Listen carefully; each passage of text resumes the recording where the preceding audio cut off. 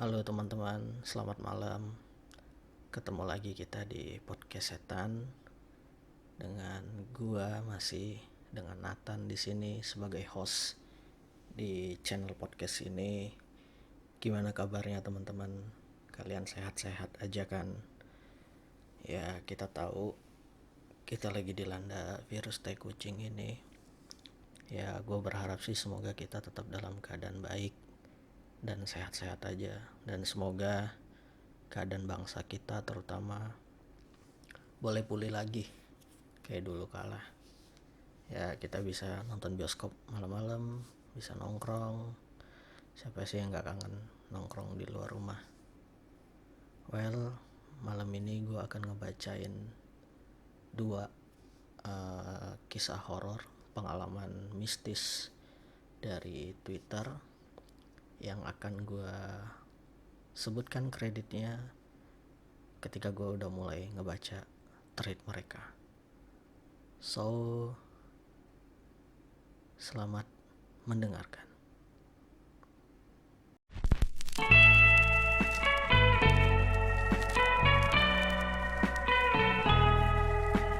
Di kesunyian malam ini ku datang menghampiri.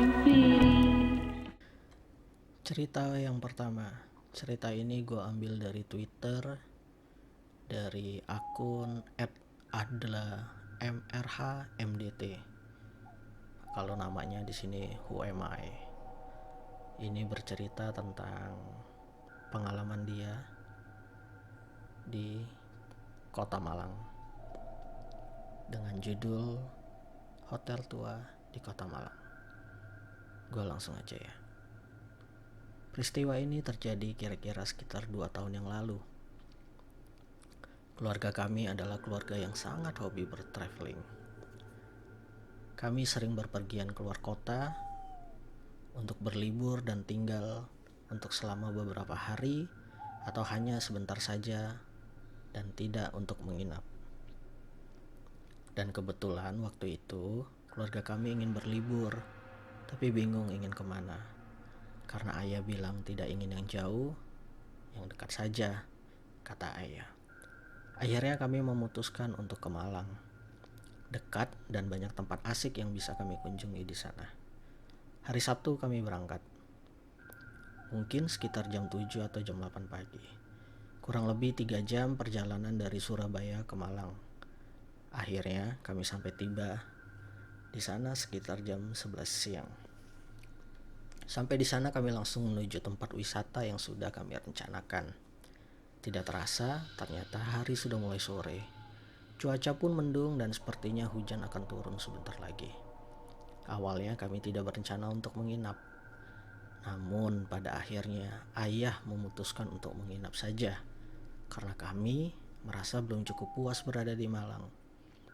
Akhirnya kami cari hotel yang murah karena hanya untuk semalam saja. Sembari melihat mungkin di perjalanan kami pulang ini ada hotel yang bisa kami singgahi.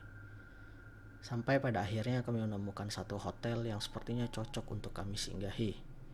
Jujur, pertama kali saya melihat hotel itu, saya merasa hotel itu aneh.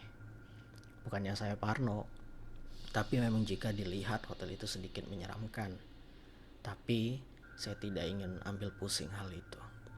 Masuklah kami ke lobi hotel, dan kebetulan ada beberapa kamar kosong di lantai 2. Resepsionis menawarkan 2 pilihan kamar.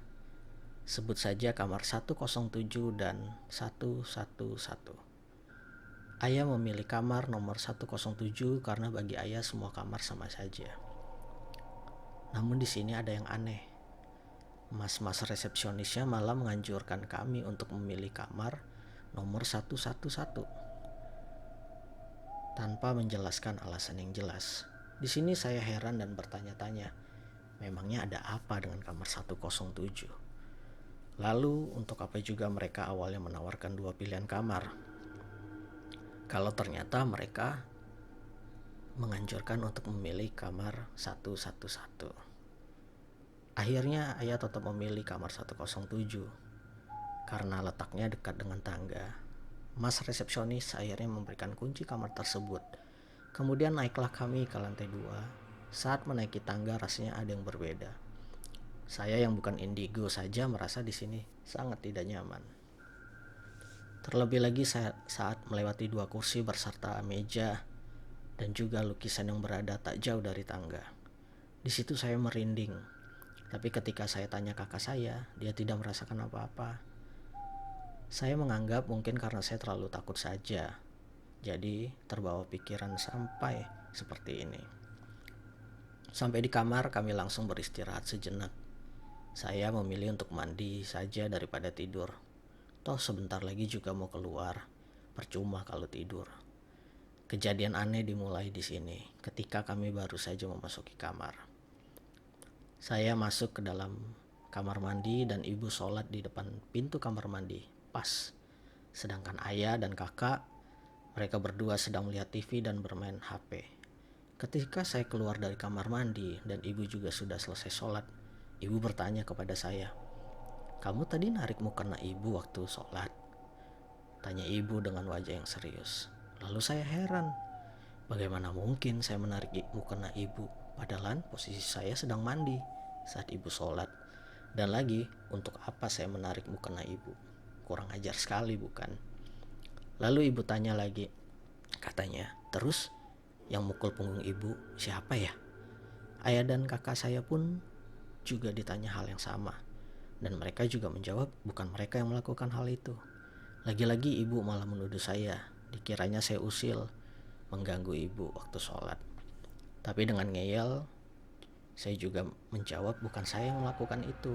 Saya posisi berada di kamar mandi dan saya tidak keluar kamar mandi sama sekali sewaktu ibu sholat. Di situ muka ibu saya sudah berubah menjadi raut wajah yang khawatir dan cemas.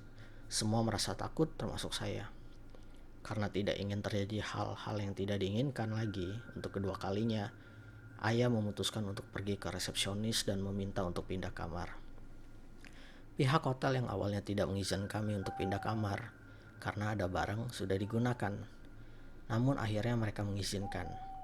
Kami pindah ke kamar yang ditawarkan di awal tadi, yaitu kamar 111.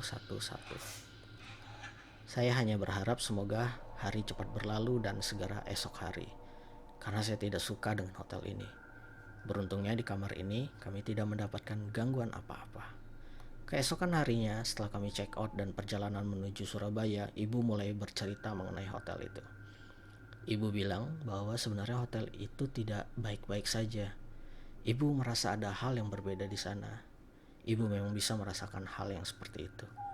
Ibu juga bilang ia melihat ada seorang wanita tua sedang duduk di kursi yang ada di dekat tangga. Waduh, itu kursi yang saya lewatin dan saya merasa merinding melewatinya. Pantas saja, memang ada penunggunya. Ibu bilang wanita itu duduk dengan tersenyum melihat kami datang. Lalu saya bertanya, "Terus yang mengganggu kemarin siapa?" Ibu bilang tidak tahu siapa yang mengganggunya. Hanya saja ibu tahu bahwa kamar yang kami singgahi pertama itu dulunya adalah kamar utama dari pemilik hotel itu. Dan pemilik hotel itu adalah wanita tua yang duduk di kursi tadi. Iya anjir. Ternyata nenek itu yang punya pemilik hotel ya. Menurut penglihatan sekilas dari ibu, hotel itu dulunya adalah sebuah rumah dengan pabrik, entah pabrik apa.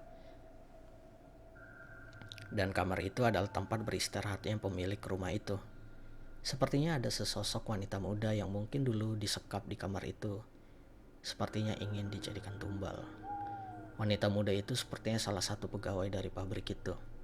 Yang akhirnya dia mati di kamar itu juga. Mungkin hal itulah yang menyebabkan aura kamar itu berbeda. Sedikit lebih mencekam kata ibu. Lalu kata ibu sebenarnya kita pindah ke kamar satunya pun juga tidak jauh berbeda. Karena yang ibu rasakan, kamar 111 itu juga tidak lebih mending dari kamar 107. Sebenarnya kamar 101 itu juga menyeramkan. Namun saja mereka tidak menunjukkan keberadaan mereka lewat gangguan seperti yang dialamin ibu di kamar 107. Setelah ibu bercerita latar belakang hotel itu, saya teringat dengan ucapan mas resepsionis yang menyarankan kami untuk di kamar 11 saja dibanding kamar 107. Ternyata ada alasan di balik itu semua. Namun mereka tidak menjelaskan alasan yang sesungguhnya. Sebenarnya mereka sudah mempunyai niatan baik dengan mengingatkan atau melarang kami dengan cara tidak langsung. Tapi kan kami tidak tahu keadaan yang sesungguhnya seperti apa. Kalau memang kamar itu berbahaya untuk disinggahi, ya lebih baik tidak usah disewakan. Mungkin banyak juga korban dari keusilan mereka di kamar 107 ini. Atau mungkin mereka hanya usil kepada orang yang bisa melihat saja, entahlah. Tapi yang jelas dari cara resepsionis menyarankan kamar lain saja, sudah terlihat bahwa kamar itu tidak ada yang beres. Ada yang aneh dengan kamar itu. Di akhir cerita ibu bilang kalau pemilik rumah dan pabrik itu akhirnya meninggal dan posisi berada di kamar itu.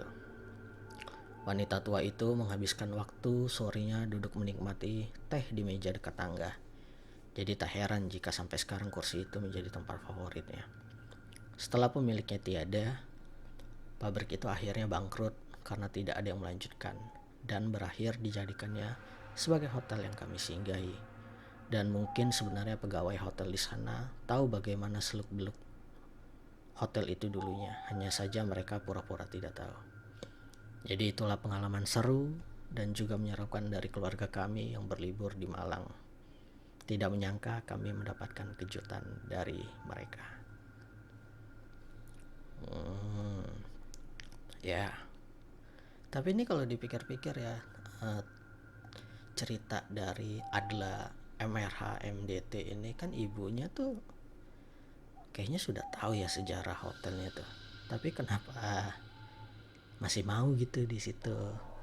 Kan banyak hotel murah lain. Tapi ini nggak tahu ya ini tahun berapa ya. Ini cuman peristiwa ditulis 2 tahun yang lalu. Thread ini dibikin 2020, berarti sekitar 2018.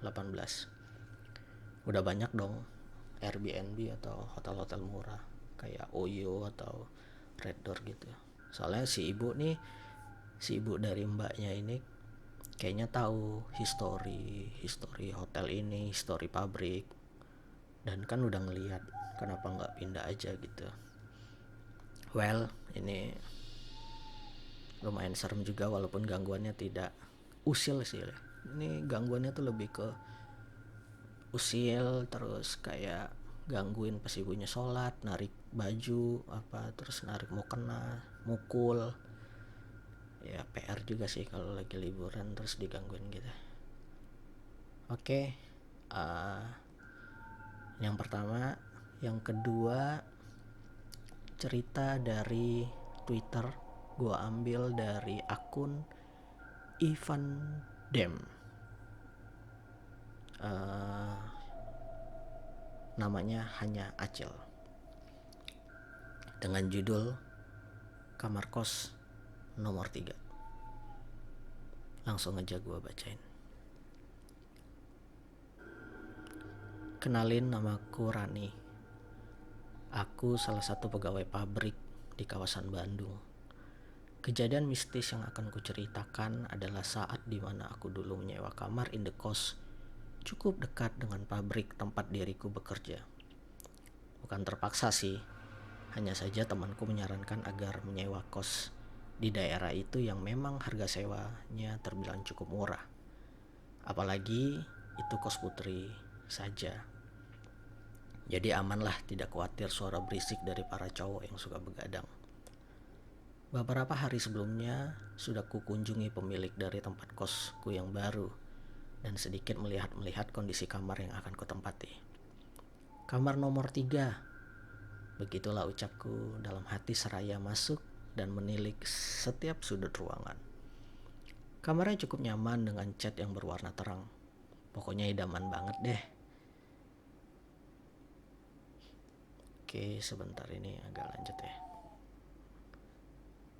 Oke.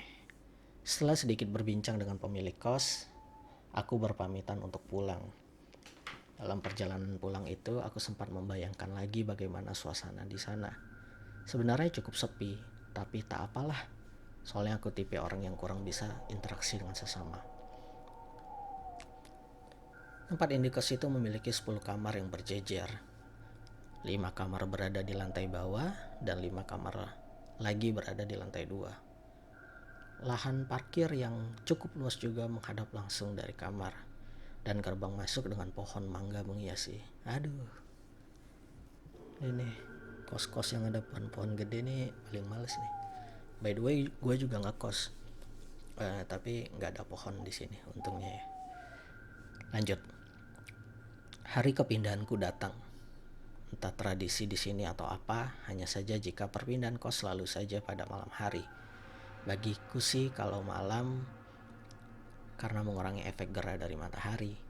Saat itu aku ditemani oleh pacar dan juga temanku untuk mengangkut barang-barang milikku. Dalam beberapa jam, kamar kos baruku sudah tertata rapi. Bagaimana tak tertata rapi? Aku hanya menunjukkan tempat untuk barang-barangku, sedangkan pacar dan temanku yang sama lelaki itu kusuruh. Yang haus nih, ujar pacarku dengan suara yang memelas. Ran, gue juga lapar nih, tenaga habis. Timpal temanku juga dengan sama memelasnya. Ya udah, kalian beli makanan di warung depan saja. Sekalian aku mau mandi juga nih, gerah, jawabku dengan sembari memberikan uang kepada mereka untuk membeli makanan. Mereka berlalu pergi dan aku pun segera mengunci pintu dari dalam. Bisa gawat jika mereka kembali, namun aku masih di kamar mandi. Selang beberapa menit berlalu, ku dengar pacarku mengetuk pintu kamar. Aku mencoba memunculkan sedikit kepalaku keluar kamar mandi dan berteriak kepada mereka agar menunggu ku selesai mandi. Sebuah suara seperti isakan terdengar dalam kamar mandi setelah aku selesai mandi dan memakai baju. Aneh, padahal barusan aku habis dari situ. Mungkin suara benda, pikirku. Aku membukakan pintu kamar kos dan mempersilahkan mereka yang telah menunggu lama di luar. Kulihat wajah mereka yang tengah kecapean dan mengantuk. Lalu kami pun makan bersama. Setengah jam berlalu kami mengobrol setelah makan. Dito, pacarku, memutuskan untuk pamit pulang dikarenakan waktu sudah menunjukkan pukul 9 malam. Ya, peraturan di sini sangat ketat untuk tamu. Selain sesama cewek, tidak boleh dari jam 9. Akhirnya bisa rebahan juga, gumamku dalam hati. Aku berbaring dan memandang langit-langit kamar yang sedari tadi tampak aneh jika dilihat. Namun semakin lama dipandang, langit-langit itu seakan menyerupai wajah. Duk, duk, duk, duk. Suara pukulan yang begitu keras membuatku terperanjat dalam posisi sedang berbaring. Aku beranjak dari tempat tidurku untuk mencoba melihat siapa yang sudah sengaja membuatku kaget setengah mati. Kuhampiri pintu dengan perasaan was-was. Setelah ku buka pintu, ternyata seorang cewek yang sedang kebingungan tengah berdiri di hadapanku. Anjir, gak enak banget nih cerita ini. Astaga, ada apa teteh? Bikin kaget aja malam-malam gedorin pintu, ungkapku dengan sedikit rasa kesal. Dia nampak terus kebingungan dengan wajah yang lusuh. Awalnya aku berpikir kalau dia masih satu lingkungan di kos ini, sebab dari penampilannya dia seperti seorang mahasiswi. Aku mencoba menanyakan kembali apa yang diinginkannya, namun dia malah tersungkur dan menangis ke lantai. Suara isak tangisannya sangat pilu sekali terdengar. Tiba-tiba tangisan pilu itu berubah menjadi sebuah tertawa yang menakutkan. Astaga, teteh kenapa? Ada apa ini? Aku mencoba menggoyangkan badannya agar bisa menenangkannya. Dia semakin keras tertawa.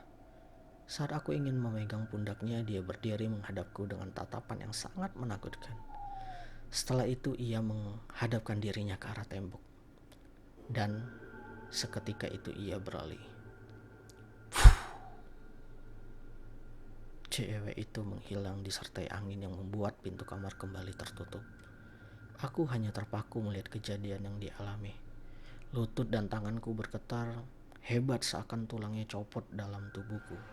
Ku coba memberanikan diri dan memeriksa tembok yang tadi ia tabrak. Ku raba tembok itu dengan perasaan ngeri. Namun kondisi temboknya tak berubah.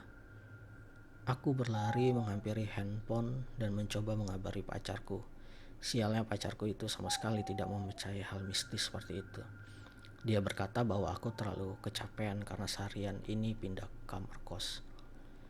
Masih dengan keadaan ketakutan, tiba-tiba tengkuk kananku seperti ada yang menepuk dengan keras dan menyebabkan diriku tak sadarkan diri.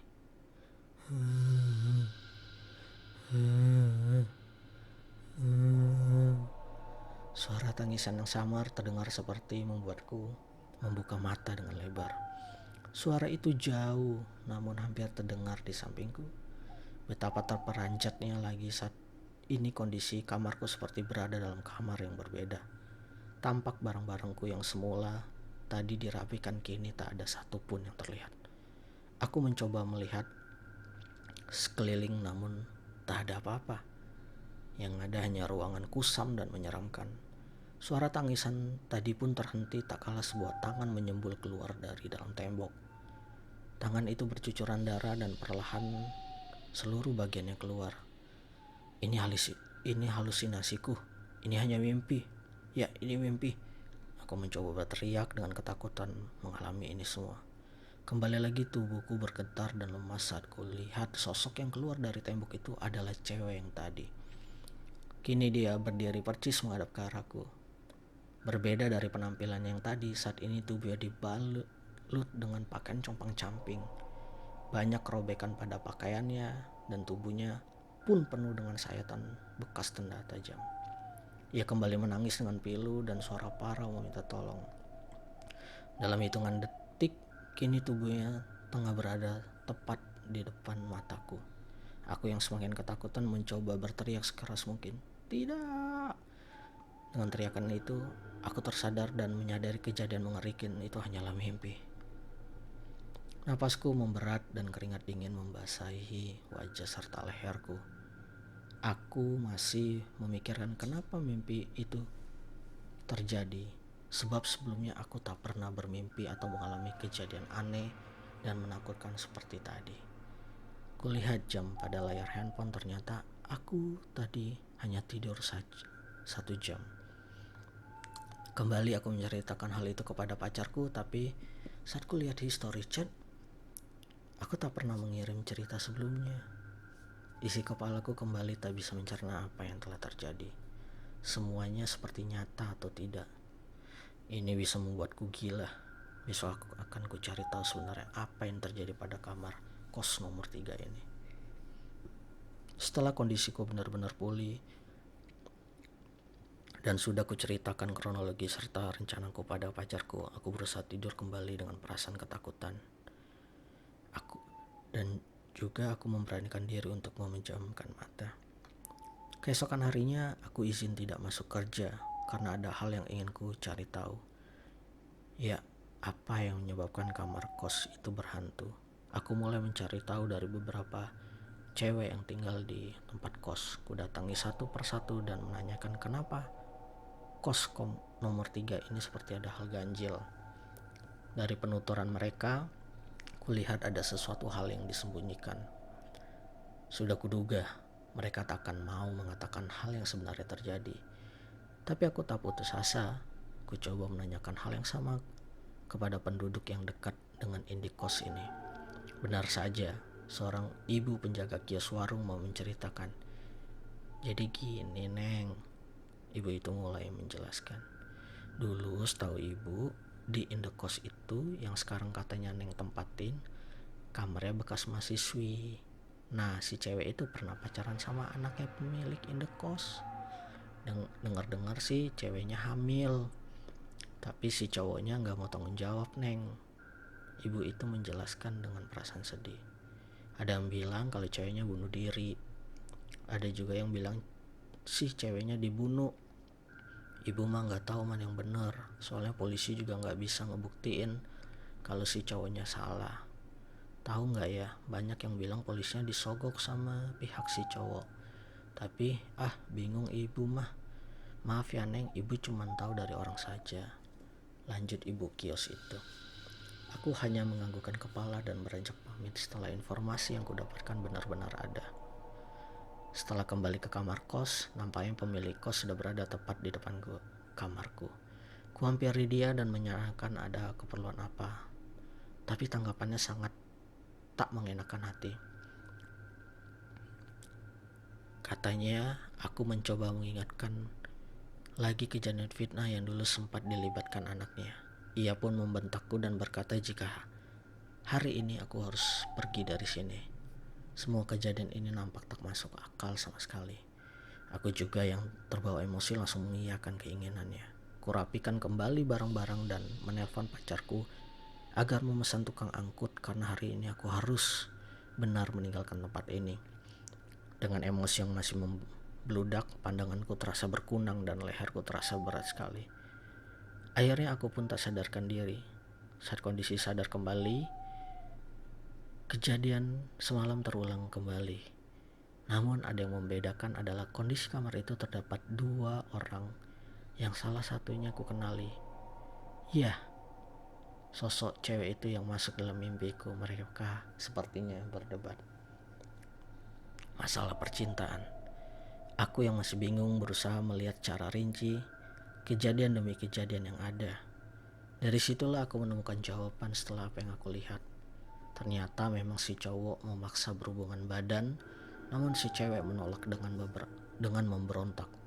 Karena apa yang diinginkan cowok itu menampar dengan keras wajah si cewek hingga tak sadarkan diri. Nafsu bejatnya memaksa cewek itu dengan kasar sekali. Dan setelah selesai, si cowok langsung pergi meninggalkan cewek itu tergeletak di lantai. Aku yang melihat kejadian ini terkulai dan menutup wajah. Aku menangis terisak pilu dengan sesak di dada. Betapa teganya orang yang dianggap bisa menjaga, tega berbuat keji dan malah merenggut kesuciannya.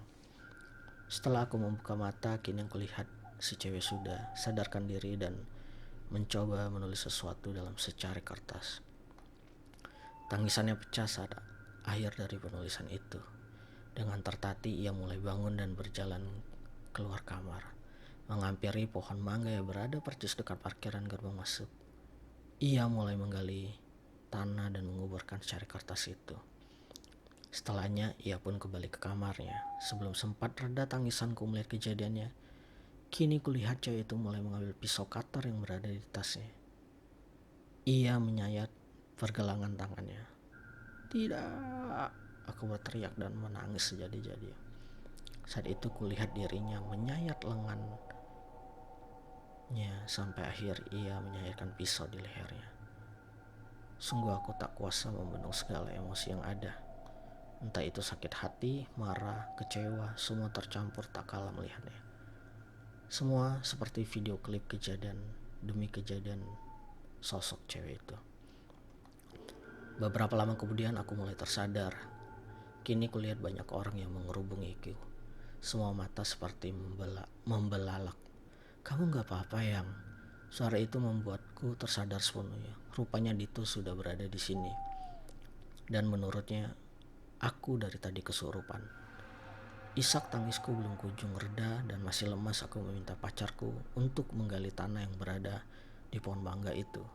Dito dengan tanggap langsung berlari dan mengerjakan apa yang aku pinta. Tak lama kemudian ia berteriak sambil berlari menghampirku dan orang-orang yang sedari tadi berada di sisiku. Dito membawa secari kertas yang sudah kusam dan hampir tak utuh. Di sana tertulis apa yang sudah terjadi terhadap mahasiswi penghuni kamar kos nomor 3 itu. Para warga pun akhirnya mendesak pemilik kos untuk bertanggung jawab atas apa yang dilakukan anaknya. Setelah mengurusi hal yang sudah terjadi dan siap untuk pergi, aku meminta izin untuk sekali lagi memasuki kamar kos nomor 3 itu. Sekarang kamu sudah bisa tenang di alam sana. Aku turut berduka atas kepergianmu. Sebelum aku melanjutkan ucapan lirikku, tiba-tiba kulihat sosok cewek itu muncul dari balik tembok. Kini penampilannya sangat bersih, bahkan tidak menakutkan. Ia melambaikan tangannya dan tersenyum ke arahku. Dalam hitungan detik, sosoknya sudah kembali menghindar. See you and goodbye, ucapku lirih dengan tangisan kembali pecah. Aku melangkah pergi dari kamar sekolah itu. Kulihat penghuni kos lain juga tersenyum ramah saat kutinggalkan. Ini kejadian takkan pernah kulupakan sampai kapanpun. Tamat.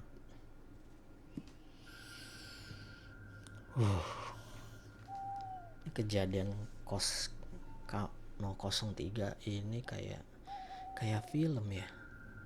Beneran kayak film. Setannya tuh keluar masuk tembok gitu. Terus masuk ke dalam mimpi, ngasih cerita, ngasih plot di bahwa dia nulis. Tapi keren sih kalau ini kejadian kisah nyata dari Mbak Rani ini keren sih. Tapi kalau gua jadi dia sih, hari pertama itu gua udah sepingsan-pingsannya sih. Nggak mungkin gua bisa kuat ngeliat tiba-tiba ada cewek di depan pintu kamar, terus nangis, terus gua bukain pintu kamar, terus dia tiba-tiba dari nangis ke ketawa. Gila sih, gua nggak kuat sih. Gua bacain ini aja merinding men. Gila dah. Nggak tahu deh teman-teman, kalau teman-teman di posisi Mbak Rani ini ya, udah malam ya, suasana kamar kos tuh kalau malam kan sepi, orang-orang mungkin sudah di kamar semua ya kan, gitu rata-rata kan. Kayak ya orang udah istirahat lah, tiba-tiba ada yang ngetok pintu. Pas dibuka ada cewek dan dia nangis, tiba-tiba sujud, dari nangis tiba-tiba ketawa, dari ketawa tiba-tiba berlari ke arah tembok terus hilang. Wah, gila sih. Ya walaupun mimpi sih, Mbak Rani bilang ini kayak mimpi, antara mimpi atau enggak. Wah gila sih. Tapi kalau gua nggak kuat sih. Gila. Gokil nih. Gokil. Cerita kamar kos nomor 3 dari Twitter hanya acil @ivandem. Oke teman-teman, episode 01 ini segini dulu.